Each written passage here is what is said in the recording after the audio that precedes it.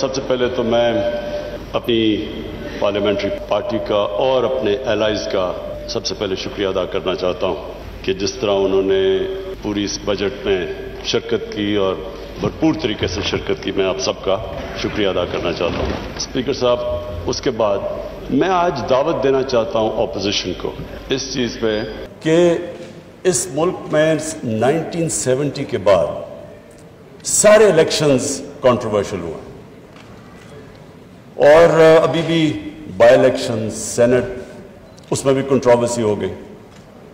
تو ہم نے بڑی کوشش کی ہے یہ 2 سالوں کے اندر کہ ہم کیا ریفارمز کر سکتے ہیں کہ پاکستان میں بھی الیکشنز ایکسیپٹ کرے، جو بھی ہارتا ہے وہ ایکسیپٹ کرے الیکشنز کو۔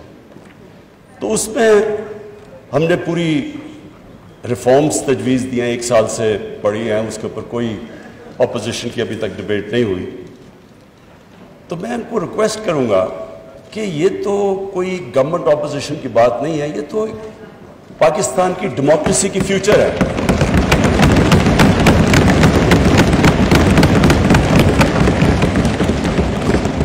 اسپیکر صاحب، کیونکہ میری 21 سال زندگی انٹرنیشنل کرکٹ میں گزری، تو میں صرف اپنے تجربے سے بتانا چاہتا ہوں کہ جب ہم کرکٹ کھیلتے تھے تو اپنے اپنے امپائر ملک کھڑے کرتے تھے، اور ہوتا کیا تھا کہ جو ہارنے والا ہے وہ ہار نہیں مانتا تھا، کہتے جو ہارتا تھا مخالف ملک میں جا کے وہ کہتے تھے جی امپائروں نے ہمیں ہرا دیا۔ اور مجھے فخر ہے اس چیز پہ کہ میں ایز پاکستان کیپٹن پوری کیمپین کی، اور پاکستان وہ ملک تھا جس نے کرکٹ ہسٹری میں پہلی دفعہ نیوٹرل امپائرز کھڑے کیے۔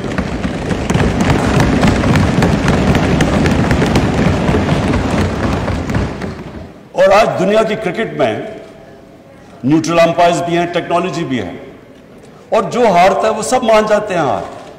یعنی سارا جو کرکٹ کے اندر جو فیئرنس تھی وہ اس لیول پہ ہے کہ اب یہ ایشو ختم ہو گیا امپائرنگ کا۔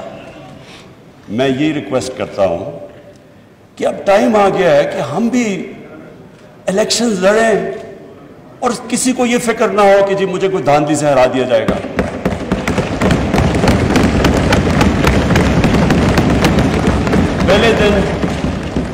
پہلے دن میں نے تقریر کرنے کی کوشش کی، اپوزیشن نے نہیں کرنے دی، اور انہوں نے کیا کہا؟ انہوں نے کہا جی الیکشن ٹھیک نہیں ہوئے۔ جب الیکشن ٹھیک نہیں ہوئے تو بتانا تھا کہ کس طرح ٹھیک نہیں ہوئے۔ جب ٹرمپ نے کہا کہ الیکشن ٹھیک نہیں ہوئے تو ان کے میڈیا اور پبلک نے کہا کہ ثبوت دو کہ ٹھیک نہیں ہوئے۔ ہم نے جب 2013 کے الیکشن میں کہا ٹھیک نہیں ہوئے تو ہم نے 133 میں سے 4 حلقے ڈیمانڈ کیے تھے کہ ان کی رینڈم آپ ان کی آڈٹ کر دیں، اگر یہ ٹھیک ہے ہم الیکشن مان جائیں گے۔ ہمیں نہیں، ان 4 حلقوں کو نہیں کھولا گیا۔ ایونچولی عدالت میں جا کے کیس لڑ کے 2-2.5 سال کے بعد کھلے، 4 میں دھاندلی نکلی۔ تو میرا اسپیکر صاحب آج اپوزیشن کو یہ کہ ہم نے پوری کوشش کی اور ہم اس نتیجے پہ آئے کیونکہ جوڈیشل کمیشن بیٹھی تھی 2015 کے اندر، اور اس جوڈیشل کمیشن کی فائنڈنگز تھی 2013 کے الیکشن کے اوپر، جو بھی انہوں نے کہا کہ بے ضابطیاں ہیں وہ ساری ہوتی تھی جب پولنگ ختم ہوتی تھی اور اس کے بعد جب رزلٹ اناؤنس ہوتا تھا۔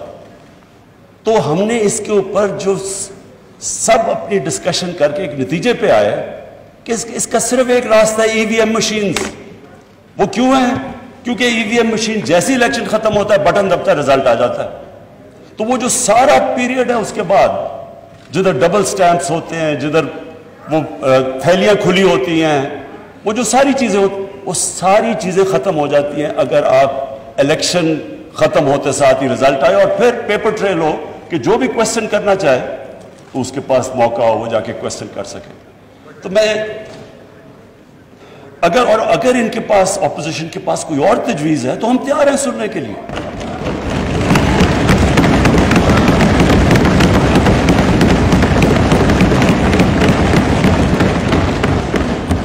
لیکن یہ تو کوئی ہر الیکشن، اگر آج آپ کچھ اس پہ کوئی ریفارم نہیں کریں گے یہ تو پھر ہر الیکشن کے اندر یہی سلسلہ ہوگا، جس طرح بائی الیکشن، جس طرح سینٹ کے اندر۔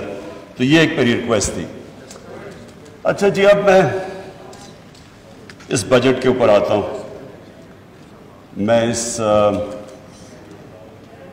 بجٹ کے اوپر بات کرنے سے پہلے اپنی ویژن کی بات کرنا چاہتا ہوں کہ ہماری ویژن کیا ہے پاکستان کی, اور جو بجٹ ہے وہ ریفلیکٹ کرنا چاہیے جو ایک ملک کی ویژن ہے.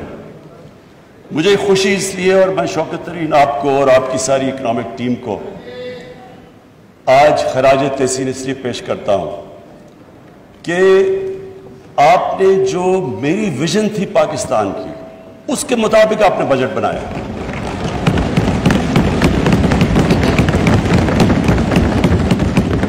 اسپیکر صاحب, جب ہم نے 25 سال پہلے تحریک انصاف کو اس کو شروع کیا پارٹی کو, تو ہماری جو موٹیویشن تھی, جو میری موٹیویشن تھی, وہ ایک ہی تھی جو کہ نظریہ پاکستان تھا. نظریہ پاکستان آبجیکٹو ریزولوشن کے اندر بڑا کلیئرلی ڈیفائنڈ ہے, اسلامی فلاحی ریاست. یہ جو اسلامی فلاحی ریاست ہے, یہ نظریہ جو ہمارے فاؤنڈنگ فادرز تھے انہوں نے مدینہ کی ریاست سے لیا, کیونکہ وہ دنیا کی پہلی فلاحی ریاست تھی. اب اسپیکر صاحب,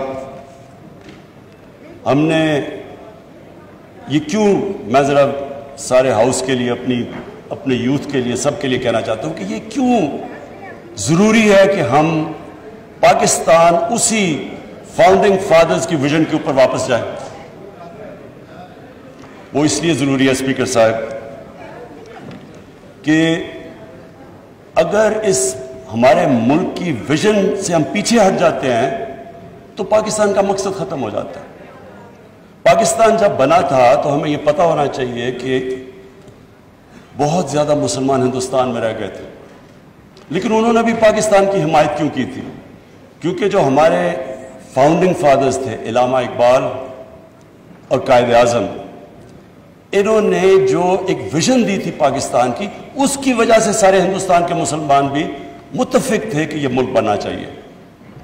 اور وہ ویژن علامہ اقبال نے, اور جو مسلمان دنیا کے سب سے بڑا پچھلے 300-400 سال میں سب سے بڑے ذہن تھے, انہوں نے اس ویژن کے اندر جب کہا تھا کہ مسلمان جب بھی اٹھتا ہے, مسلمان کا سویلائزیشن مدینہ کی ریاست کے بعد جب بھی اٹھا ہے, وہ واپس گیا ان پرنسپلز کے اوپر جو ہمارے نبی صلی اللہ علیہ وسلم نے مدینہ کی ریاست میں اسٹیبلش کیے تھے.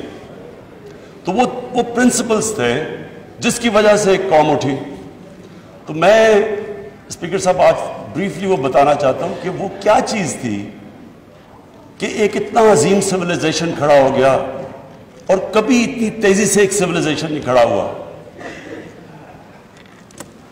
جب مدینہ پہنچے رسول اللہ, تو انہوں نے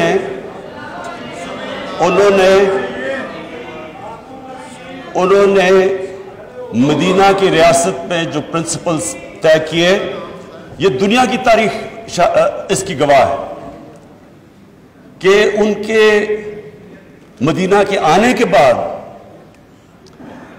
13 سال کے بعد جو ایک سپر پاور تھی وہ ان کے سامنے اس نے گھٹنے ٹیکے, بیزنٹائن ایمپائر, اور 14 سال کے بعد پرشین ایمپائر ان کے سامنے گھٹنے ٹیک گیا. یہ تاریخ کا حصہ ہے. اور اس کے بعد جو وہ سویلائزیشن انہوں نے سیٹ اپ کیا, وہ دنیا کا سب سے عظیم سویلائزیشن تھا. اس نے صرف یہ نہیں کہ وہ دنیا میں پھیل گیا, انہوں نے جو سویلائزیشن سیٹ اپ کیا, اس کی وجہ سے جو آج ماڈرن دنیا بنی ہے, وہ اس سویلائزیشن نے سارے جو گریک فلسفیز جو دنیا میں, جو ہندوستان میں فلسفیز تھی, ان کی ٹرانسلیشنز کی, ان کو ڈیولپ کیا. ہر فیلڈ میں وہ آگے نکلے, سائنس میں, میڈیسن میں. اور اس کے بعد وہ جب بعد میں ہمارا جب سویلائزیشن نیچے گیا تو یورپ نے ٹیک اوور کر لیا. تو وہ کیا اصول تھے؟ وہ 3 اصول تھے, اور جو ہم نے اپنی پارٹی بنائی 25 سال پہلے تو ہم نے وہ 3 اصول رکھے: انصاف, انسانیت اور خودداری.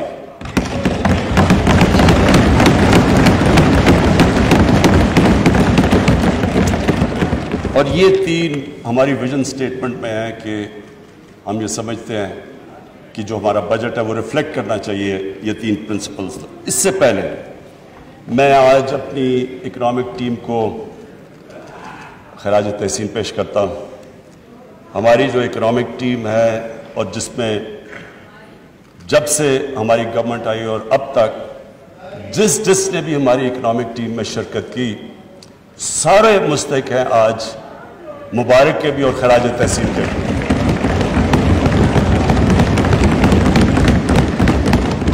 اس ہال میں ہمارے اسپیکرز نے سب نے بتایا کہ کس طرح کا پاکستان ہمیں ملا. جب ہماری گورنمنٹ آئی تو جو سب سے بڑے ہمیں پرابلم تھا وہ جو ٹرم استعمال کرتے ہیں کرنٹ اکاؤنٹ ڈیفیسٹ. جو کرنٹ اکاؤنٹ ہے وہ میں عام لوگوں کے لیے سمجھانے کے لیے کہ کرنٹ اکاؤنٹ کا مطلب یہ ہے کہ ملک میں ڈالرز کتنے آ رہے ہیں اور ملک سے باہر کتنے ڈالرز جا رہے ہیں. اس کا پاکستان کی تاریخ کا سب سے بڑا ڈیفیسٹ تھا. اس کا مطلب یہ کہ ہماری جو کرنسی تھی وہ خطرے میں تھی کیونکہ اتنا بڑا جب خسارہ تھا ڈالرز کی کمی تھی تو ڈالرز نے اوپر جانا تھا, کرنسی نے ڈی ویلیو ہونا تھا. اس کے لیے جو سب سے بڑا ہمیں آتے ساتھ ہی سروائیول کا جو شروع میں پیریڈ تھا, ہم سب نئے تھے, ٹیم نہیں تھی, تجربہ نہیں تھا, تو اس کے اندر اتنے بڑے کرائسس میں اس لیے اپنی ٹیم کو خراج تحسین پیش کرتا ہوں کہ ہم نے بڑے مشکل قدم اٹھائے اپنی اکانومی کو سٹیبلائز کرنے کے لیے.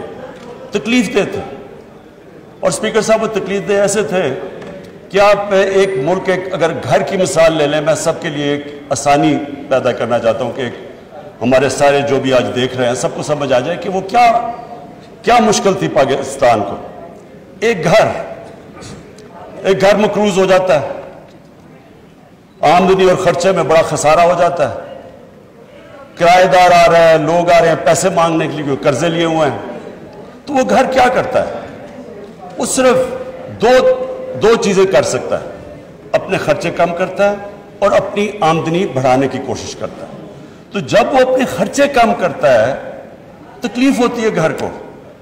خرچے جب کم کرتا ہے, اگر آپ کے بچہ ایک اچھے اسکول میں جا رہا ہے اس کو آپ کو نکال کے دوسرے اس اسکول میں گورنمنٹ اسکول میں ڈالنا پڑتا ہے. اگر آپ کا گاڑی ہے تو موٹر سائیکل ہو, اگر موٹر سائیکل ہے تو سائیکل لینا پڑتا ہے.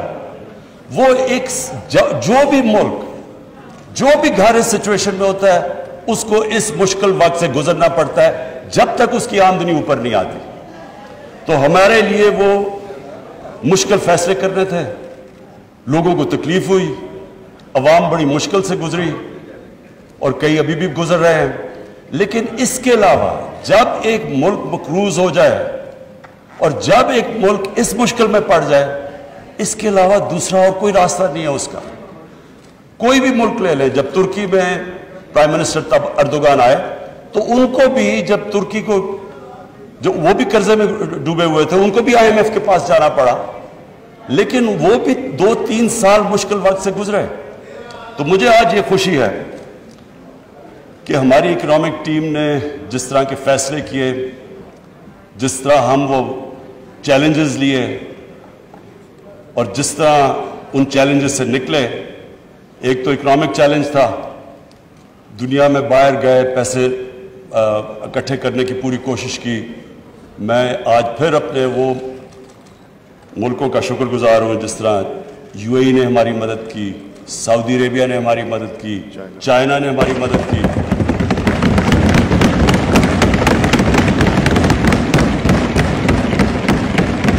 اور انہوں نے ہمیں ڈیفالٹ سے بچا دیا. ڈیفالٹ کا بھی میں مطلب عام لوگوں کی یہ سمجھا دوں کہ ڈیفالٹ کا مطلب یہ ہوتا ہے کہ جب آپ اپنے لائبلٹیز آپ کے پاس پیسہ نہیں ہوتا لائبلٹیز دینے کا.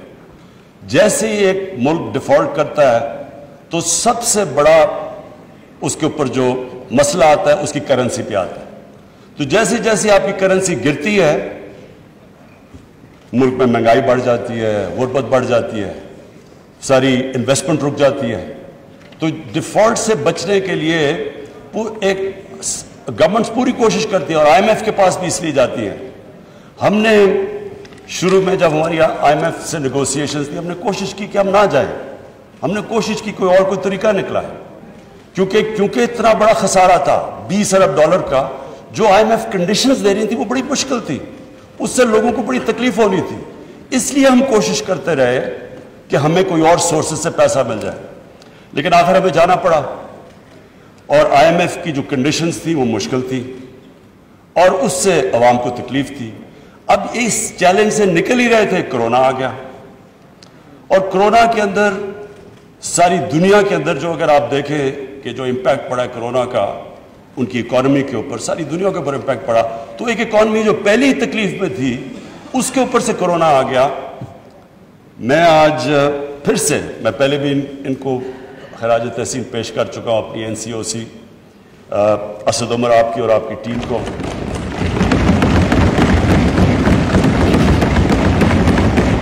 ڈاکٹر فیصل کو، اور اس میں پھر جتنی بھی کوارڈینیشن تھی پاکستان آرمی، انہوں نے ہماری پوری مدد کی، ہم نے انٹیلیجنس پوری ان سے لی، جو بھی پھر ہم نے ہاٹ سپاٹس اور پھر ان کو لوگوں کو ٹریک اینڈ ٹریس، اور ڈاکٹر فیصل جس نے پوری ایکسپرٹ اوپینین ہمیں دیتا رہا کہ یہ دنیا میں یہ ہو رہا ہے تو آپ کو یہ جو بھی قدم ہمیں اٹھانے چاہیے، تو اس سے میں آج ہم سارے پاکستانی، ہم وہ خوش قسمت قوم ہے، اگر آپ ارد گرد دیکھیں، ایران میں دیکھیں، بدقسمتی سے ابھی افغانستان دیکھیں، ہندوستان دیکھیں، آج انڈونیشیا میں جو ہو رہا ہے، تو ساری، اور بنگلہ دیش میں جو صورتحال ہے، لاک ڈاؤنز لگا دی ہیں، اس کے مقابلے میں اللہ کا میں خاص طور پہ، کیونکہ اللہ نے، ہم انسان تو ایک سٹیج تک جا سکتا ہے، اس کے بعد تو اوپر والے کے اوپر چھوڑ دیتا ہے، اور اس نے ہمیں بچا لیا، ہم جس طرح نکلے اس سے،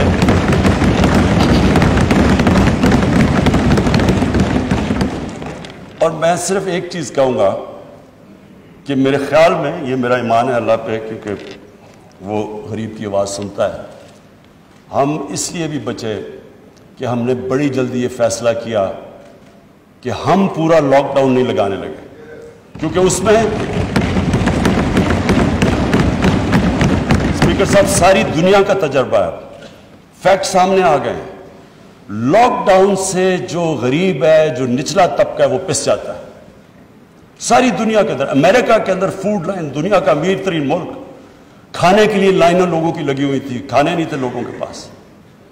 ہر جگہ دنیا میں غربت بڑھی ہے جدھر لاک ڈاؤن لگا ہے، بڑا پریشر تھا ہمارے پہ، بڑی اپوزیشن کی ڈیمانڈ تھی کہ جی لاک ڈاؤن لگایا جائے، 2 مہینے بڑا برا بھلا بھی کہا گیا کہ جی ان کو سمجھ نہیں ہے، لاک ڈاؤن نہیں لگا رہے، لیکن میرا یہ مان ہے کہ جو ہم نے جو فیصلہ کیا، جی اسپیکر صاحب، جو فیصلہ کیا ہم نے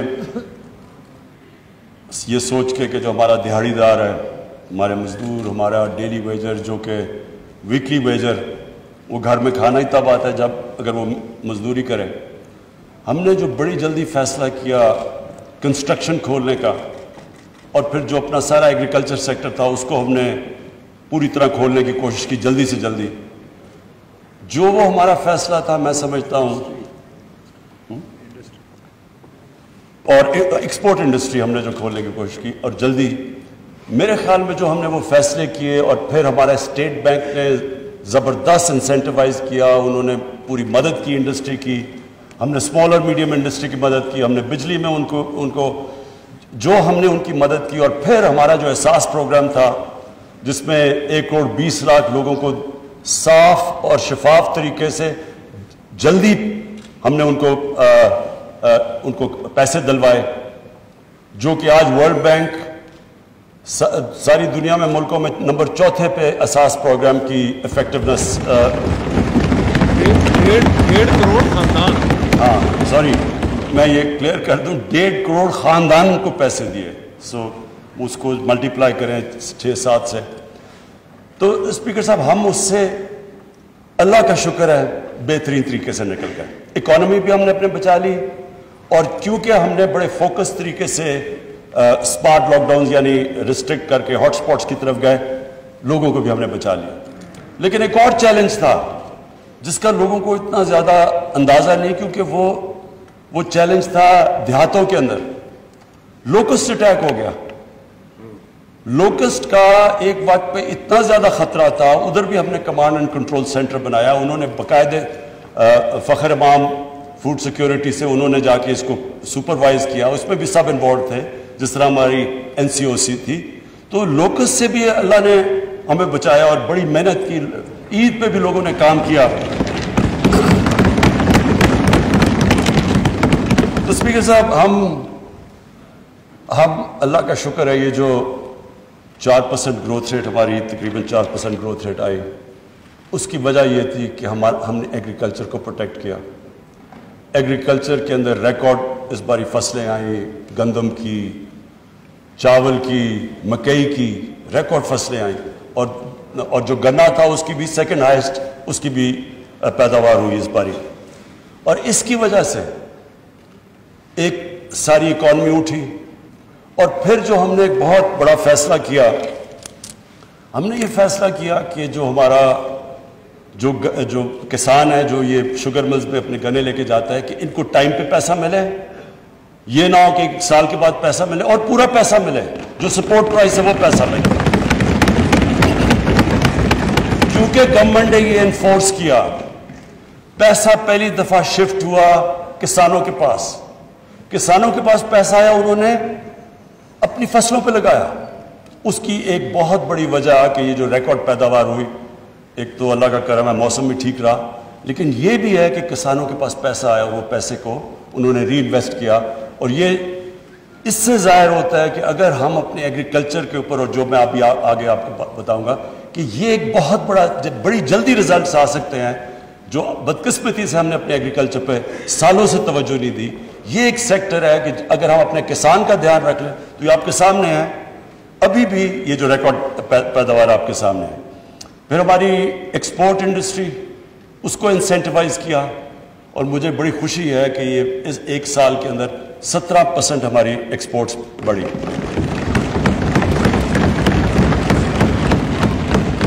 اسپیکر صاحب, جو جون کا مہینہ تھا, جون کے مہینے میں ہماری جو ایکسپورٹ صرف جون کے مہینے میں ہوئی وہ $2.7 ارب ہوئے, جو آل ٹائم پاکستان ریکارڈ ہے ایک مہینے کے اندر. اور پھر ہم نے جو اپنی کنسٹرکشن انڈسٹری کو انسینٹیوائز کیا, جو رکاوٹیں تھیں وہ دور کی. ہم نے باقاعدہ جو کنسٹرکشن انڈسٹری کے اندر لوگ تھے ان سے مذاکرات کر کے ہم نے ہر کوشش کی کہ ان کو انسینٹیوز دیے جائیں. کیونکہ جب کنسٹرکشن انڈسٹری چلتی ہے تو اس کے ساتھ, اور خاص طور پہ ہاؤسنگ, تو جتنے 30 انڈسٹریز ریلیٹڈ ہیں وہ ساری چلنی شروع ہو جاتی ہیں. تو اس کی بھی وجہ سے یہ جو گروتھ ریٹ ہماری بڑی آخر میں, یہ اللہ کا کرم تھا. اب آگے میں فیوچر میں بتا دوں, اس کے بعد واپس جاتا ہوں اپنی ویژن کے اوپر. دیکھیں فیوچر میں ہم بڑے کلیئر ہیں کہ اب پاکستان کا ڈائریکشن کیا ہے. ہماری جو گروتھ ہوگی وہ ایکسپورٹ لیڈ. ایکسپورٹس کے اوپر اب ہم پوری توجہ دے رہے ہیں. اور ابھی جو ہماری جو امپورٹس بڑھی ہیں اس کی ایک بہت بڑی وجہ یہ ہے کہ ایکسپورٹس کے لیے مشینری امپورٹ کی جا رہی ہے. اور یہ ٹائم لیگ کے ساتھ انشاءاللہ آپ دیکھیں گے کہ ہم پاکستان کی ریکارڈ ایکسپورٹس پہ پہنچ جائیں گے. دوسری چیز ہمارا ایگریکلچر سیکٹر, ایگریکلچر سیکٹر کے علاوہ جو میں انڈسٹری کے ایک اور بات کر دوں کہ اسمال اور میڈیم کے اوپر ہم اصل توجہ دے رہے ہیں. پہلے لارج اسکیل مینوفیکچرنگ کے اندر ہماری 9% گروتھ ریٹ ہوئی ہے. اسمال اور میڈیم کے اوپر پرابلم یہ ہے کہ ان کو بینکس قرضے نہیں دیتے. اب ان کے لیے فائنانس منسٹر طریقے ڈھونڈ رہے ہیں کہ ہم کیسے کے لیے پوری پالیسی ڈیوائز کریں, اور جو ریگولیشنز ہیں ان کو آسان کرتے جا رہے ہیں. کیونکہ اتنے زیادہ ریگولیشنز ہوتے ہیں وہ اسمال اور میڈیم انڈسٹری چلنے کا, اس کا وہ رجسٹری نہیں ہوتے ڈر کے ریگولیشن سے. تو اس کے اوپر پوری اب انسینٹیوائز کر رہے ہیں ان کو. جو ایگریکلچر ہے اس پہ ہم کئی چیزیں کر رہے ہیں. ایک تو پنجاب نے بڑا زبردست کام کیا, کسان کارڈ لے کے آ رہا ہے. کسان کارڈ سے ایک ڈیٹا بیس ہوگا, سارے کسانوں کو رجسٹر کر رہے ہیں ہم.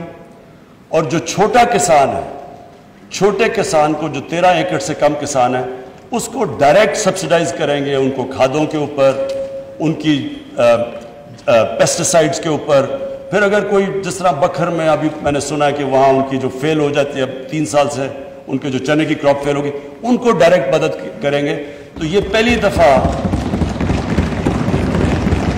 کسان کارڈ کے ذریعے ڈائریکٹ مدد کریں گے اپنے کسانوں کے لیے. پھر جو بھی اس باری فائنانس منسٹر نے جو پیسہ رکھا ہے $60 ارب فیڈرل گورنمنٹ نے, اچھا سوری 60 ارب روپیہ جو ہماری فیڈرل گورنمنٹ نے رکھا ہے, جو پچھلی گورنمنٹ کے آخری سال میں 1.5 ارب تھا.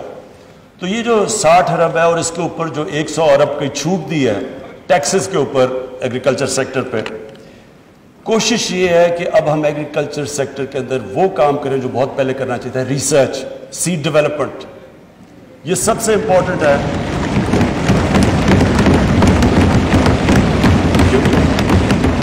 کیونکہ ہماری پروڈکٹیوٹی اگر آپ دوسری دنیا کے ملکوں سے دیکھیں تو پاکستان تقریباً سب سے کم پروڈکٹیوٹی ہے ہماری. تو بڑی جلدی اگر ہم اس پہ کام کر لیں تو جس طرح اس پر رزلٹس آئے ہیں, اور ہمارا آگے مسئلہ بھی فوڈ سیکیورٹی کا ہے کیونکہ ہم اب فوڈ امپورٹر بن چکے ہیں. گندم بھی ہمیں امپورٹ کرنی پڑ رہی ہے, چینی بھی امپورٹ کرنی پڑ رہی ہے, ہمیں دالیں امپورٹ کرنی پڑ رہی ہیں, اور ایڈیبل آئل تو خیر پہلے بھی ہم امپورٹ کرتے تھے. تو اب ہماری کوشش یہ ہے کہ ان کی پہلے تو اپنی پیداوار بڑھائیں تاکہ آگے بڑھتے ہوئے آبادی کے لیے ہم فوڈ سیکیورٹی پرووائڈ کریں, لیکن اس کے علاوہ اپنی پروڈکٹ, اس کے علاوہ جو کسان ہیں اس کو ڈائریکٹ چھوٹے کسان کو سبسڈائز کریں کیونکہ اصل ہمارا 70% تو چھوٹا کسان ہے, اور اس کا سب سے بڑا پرابلم ہوتا ہے اس کے پاس پیسہ نہیں ہوتا, وہ آڑتی سے پھنس جاتا ہے. اور اس کی ہم نے کسان کی اور مدد کرنے کے لیے کیا فیصلہ کیا, کسان مارکیٹس. یہ چائنا سے ہم نے دیکھا ہے کہ انہوں نے ورچوئل مارکیٹس بنائی ہوئے ہیں جو کسان اور ہول سیلر یا ریٹیلر کو وہ اکٹھا کر دیتے ہیں. وہ ڈائریکٹلی کسان سپلائی کرتا ہے ریٹیل کو, اس کو لوگوں کو بھی سستی چیزیں ملتی ہیں, بیچ میں جو مڈل مین اڑ جاتا ہے, اور کسان کو بھی اونچی پرائس ملتی ہے. اس کے اوپر اب انشاءاللہ ہم پورا کام کر رہے ہیں. پھر جی پاکستان کا جو بڑا مسئلہ ہے دودھ. اب دودھ ایک ایسی چیز ہے جو کہ ایک بچوں کے لیے سب سے امپورٹنٹ نیوٹریشن ہے, پروٹین ہے. اب مسئلہ یہ بنا ہوا ہے, کیلشیم ہے. پرابلم ہمارا یہ ہے کہ جو کھلا دودھ بکتا ہے وہ زیادہ تر کنٹامنیٹڈ ہے, اور پھر جب ہم ان کو جو کنٹامنیٹ دودھ کو ہٹاتے ہیں تو اس کی قیمت اوپر چلی جاتی ہے. تو ہم اس نتیجے پہ آئے ہیں کہ اس کا سب سے آسان طریقہ یہ ہے کہ ان کی جینیٹک امپرومنٹ کریں گایوں کی اور بھینسوں کی, اور اس کے لیے ہم باہر سے اب یہی باہر سے امپورٹ کر رہے ہیں جو جس سے ان کی ہم جینز کو امپروو کر سکیں. انشاءاللہ یہ ہم سمجھتے ہیں کہ 1-2 سالوں کے اندر 2 سالوں میں اس کا امپیکٹ پڑ جائے گا, اور اس کے لیے ہم نے کافی پیسے رکھے ہوئے ہیں کہ ہمارا جو لائف سٹاک ہے وہ امپروو ہو. اتنی زیادہ ہمارے پاس گائے بھینسیں ہیں لیکن ان کی پروڈکٹیوٹی بہت ضرور. چائنا میں 6 گنا زیادہ ان کو وہی دودھ لیتی ہے گائے سے جس پاکستان کے مقابلے میں. تو اگر ہم دگنا بھی کر لیں تو یہ بہت بڑا امپیکٹ پڑ جائے گا ہماری جو امپورٹنٹ ہے دودھ سپلائی کے لیے. اچھا اسپیکر صاحب, اب میں واپس ریورٹ کرتا ہوں کہ پاکستان نے اگر آگے بڑھنا ہے تو ہمیں ان اصولوں کے اوپر واپس جانا چاہیے جس ویژن کے مطابق پاکستان بنا تھا. جو 3 چیزیں, انسانیت, انصاف اور خودداری. سب سے پہلے تو مجھے اس بجٹ میں سب سے بڑی خوشی ہوئی کہ پاکستان کی تاریخ کا سب سے زیادہ پیسہ ہم نے سوشل پروٹیکشن کے لیے دیا.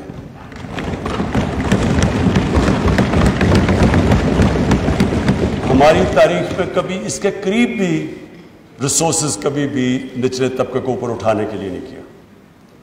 جو مدینہ کی ریاست میں جو اصول رکھا گیا تھا, پیسے نہیں تھے بھی ان کے پاس.